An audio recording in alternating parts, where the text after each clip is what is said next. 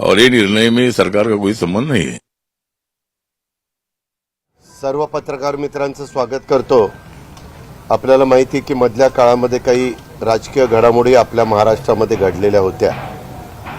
साहजिकच कुठल्याही पक्षाच्या संदर्भामध्ये घडामोडी घडल्यानंतर न्याय मागण्याच्या करता एक पद्धत आहे, एक परंपरा आहे।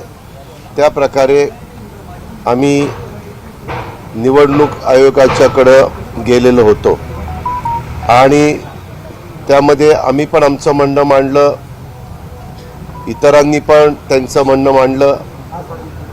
त्याच्या अनेक तारखा पडल्या।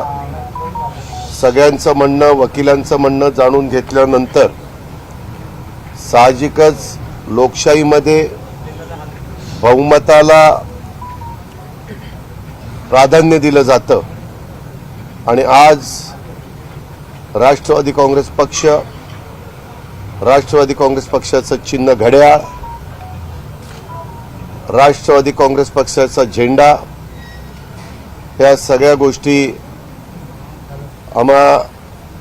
आम्ही लोकांनी जो निर्णय घेतलेला होता, मग प्रफुल्लभाई पटेल असतील, सुनील तटकरे, छगन भुजबळ, धनंजय मुंडे, दिलीप वळसे पाटील, बाबा आत्राम, संजय बनसोडे, आदिती तटकरे, अनिल भाईदास पाटील, आम्ही सगळ्या सहकाऱ्यांनी आणि आमच्याबरोबर असणाऱ्या 50 आमदारांनी जो काही निर्णय घेतलेला होता, त्या निर्णयाच्या संदर्भामध्ये इलेक्शन कमिशननी निकाल दिलेला आहे।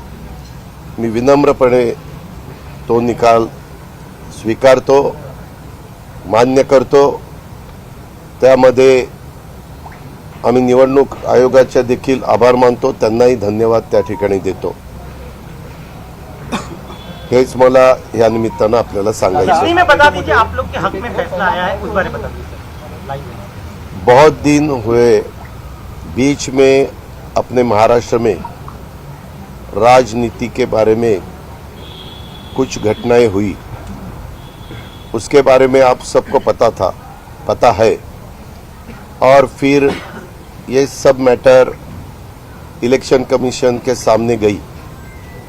इवन हमारे विधानसभा के स्पीकर, उनके पास भी अलग तरह की एक मैटर चालू है, उसका भी हेयरिंग हुआ है, उसका भी रिजल्ट कब वो देने वाले हैं पता नहीं, लेकिन जल्द से जल्द मिलेगा ऐसा मैं आशा करता हूँ। और ये जो डिसीजन इलेक्शन कमीशन ने दिया है उसका मैं स्वागत करता हूँ। विनम्र से ये उन्होंने दिया हुआ डिसीजन हम स्वीकारते हैं और उसका स्वीकार करते हैं।